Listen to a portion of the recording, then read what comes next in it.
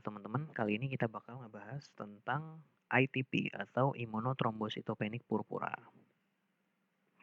Nah, sebelumnya apa sih itu ITP? Nah, ITP itu adalah gangguan autoimun yang ditandai dengan trombositopeni atau penurunan kadar trombosit kurang dari 150.000 karena antibodi mengikat antigen trombosit yang menyebabkan destruksi prematur yang berlebihan di endothelial system yang menyebabkan sistem imun mengenali trombosit sebagai benda asing. Nah, jadi apa sih imunotrombositopeni purpura? Yaitu suatu penyakit autoimun ya teman-teman, di mana si antibodi dari tubuh kita ini menyerang trombosit dan dikenal sebagai benda asing.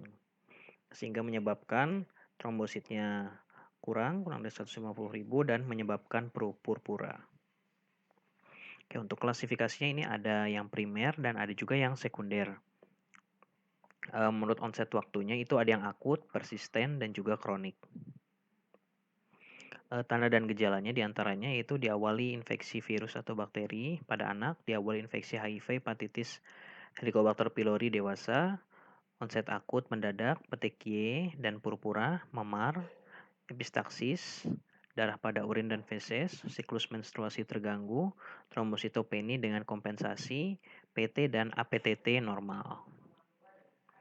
Untuk ilmu kedokteran dasarnya di sini yang harus teman-teman tahu, mungkin teman-teman nanti bisa pelajari secara mandiri. Itu yang pertama ada hemostasis. Nah, hemostasis ini berkaitan dengan sistem pembekuan ya teman-teman. Bagaimana pembekuan itu secara normal itu bagaimana dan apabila keadaan kerusakan juga bagaimana. Nah, komponennya itu ada pembuluh darah, trombosit, cascade factor, inhibitor koagulasi, dan fibrinolisis. Nah, ini proses hemotasisnya, primer sekunder, hemolysis. Nah, ini jalur kaskadenya. Ini tadi ada faktor-faktor yang terkait dan lain-lain. Ini untuk histologi dari pembuluh darah, untuk trombositnya. Oke, sekarang kita ke patofisiologinya. Untuk patofisiologinya itu faktor risiko ini usia 2-5 tahun, jadi pada anak-anak. Dan juga di sini dari infeksi virus atau bakteri sebagai faktor pencetusnya.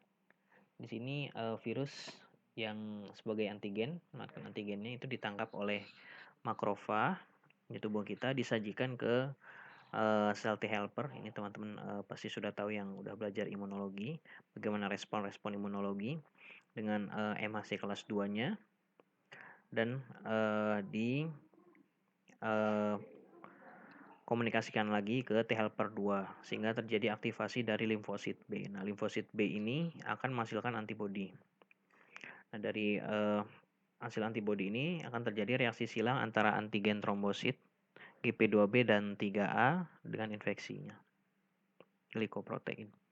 Antibodi ini menyelimuti trombosit yang mana disajikan ke makrofag yang memiliki reseptor Fc. Nah, lalu terjadilah karena dipikir sebuah benda asing, didestruksilah trombosit tadi oleh makrofag sehingga kadar trombositnya berkurang. Nah, dari trombositopeni ini timbullah kompensasi seperti giant trombosit dan juga fungsi trombositnya terganggu sehingga menyebabkan endothelnya rusak. Akibat dari endotel rusak tentu plasma terluar itu menyebabkan edema non-pitting. Nah, untuk hemostasis yang terganggu ini mengakibatkan risiko perdarahannya semakin meningkat drastis dan juga akan mengakibatkan dari perdarahan meningkat drastis dari perdarahan mukosa sehingga menyebabkan epistaksis, perdarahan kulit itu timbul purpura atau tekiye, perdarahan masif itu anemia sehingga terjadi lemah dan pucat dan juga perdarahan intrakranial.